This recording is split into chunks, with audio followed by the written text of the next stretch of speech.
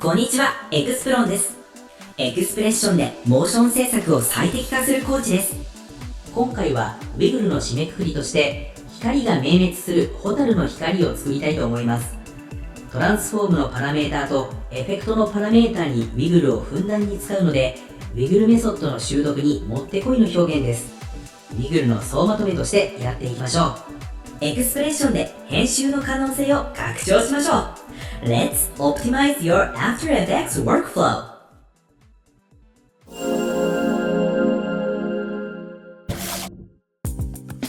ではやっていきます。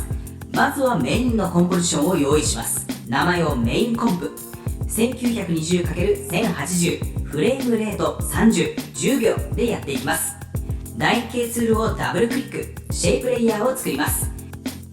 サイズ100、100、塗りのみにしてカラーを調整します。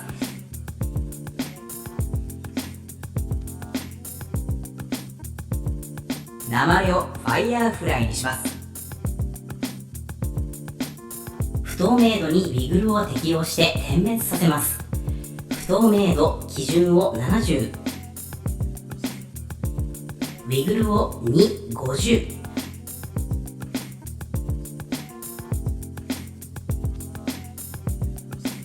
次にスケールを80にして、スケールは配列なので XY に同じ値のウィグルを入力し、拡大縮小を均一スケールにします。W イコールウィグルカッコ1コンマ20 W0 カッコ W カッコ0、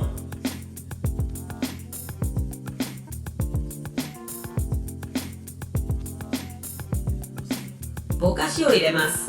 エフェクト、ブラー&シャープ、ブラーガウス、バウンディングボックスでブラーが切れてしまいます。これを回避するためにエッジピクセルを繰り返すをオフにします。ブラーの値を100、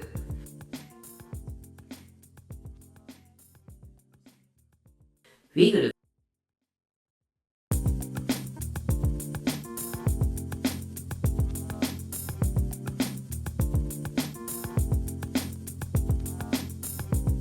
光の広がりを表現します。エフェクト、スタイライズ、グロー、パラメーターを調整、グロー式1、75、グロー半径100、グロー半径にエクスプレッション、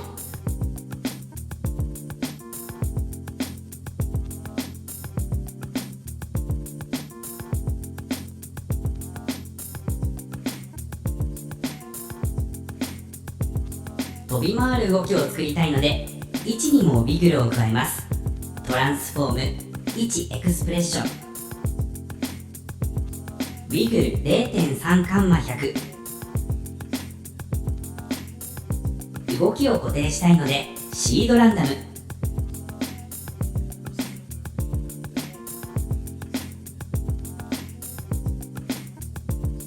このファイヤーフライを複製して1のエクスプレッション、シード値を変更して違う動きにしたり、頻度と振幅を変えたり、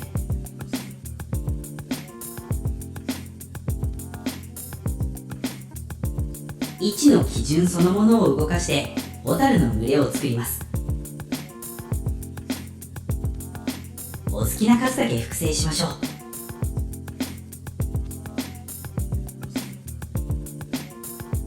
画面上にまばらに飛び散るようにしましょう。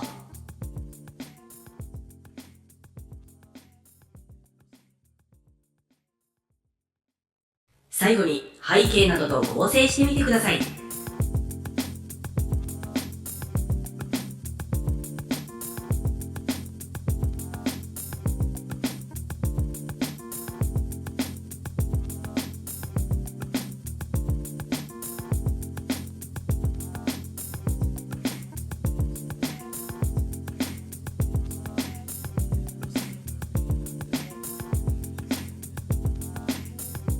これで完成になります。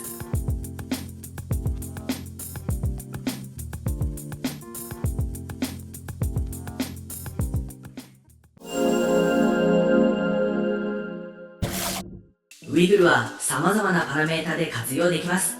今回の内容をベースにぜひ色々試してみてください。Wiggle の解説は一旦ここまで。また次の動画でお会いしましょう。モーションは制御できる。See you next optimization!